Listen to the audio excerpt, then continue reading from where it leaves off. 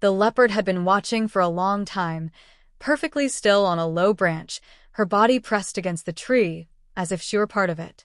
Below her, in the open dust, lay a tiny lion cub, newborn, helpless, and strikingly white. He didn't blend into the earth like other cubs. He stood out, almost glowing against the brown ground, unaware that danger hovered just above him. The leopard was ready. One leap, one bite, and it would be over. But she hesitated. Something in the distance made her cautious. She had learned long ago that patience keeps hunters alive. The cub had been born just 2 days earlier.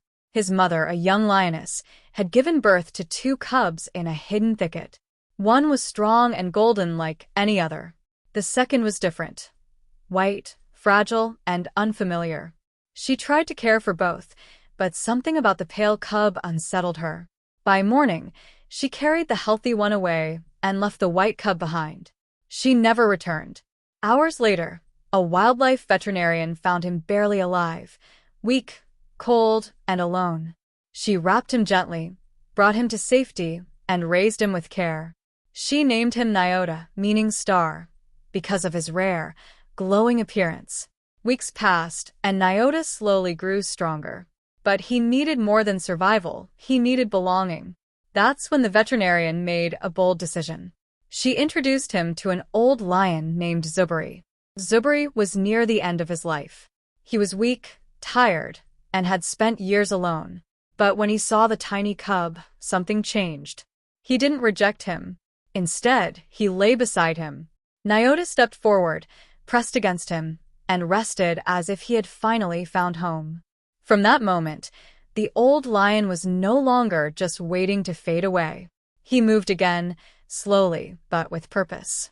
He protected the cub from the sun, groomed him gently, and stayed close at all times. The cub followed him everywhere, learning safety, warmth, and trust.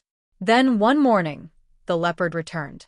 She climbed the same tree, watching the now slightly older cub wander a few steps away from Zuberi. Once again, the opportunity was perfect. The cub was exposed, defenseless. But just as she prepared to strike, Zuberi reacted. Without warning, the old lion rose.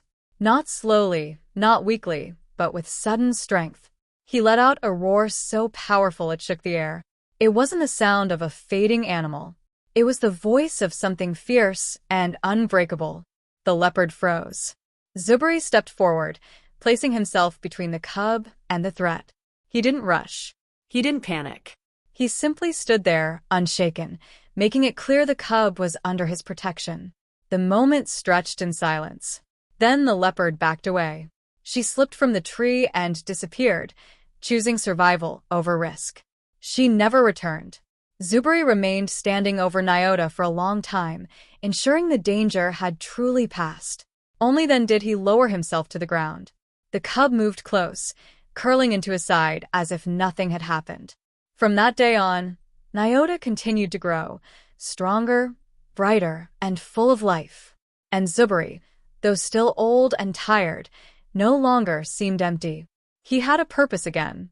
A cub once abandoned, who should never have survived, found protection in a lion who had almost given up on life.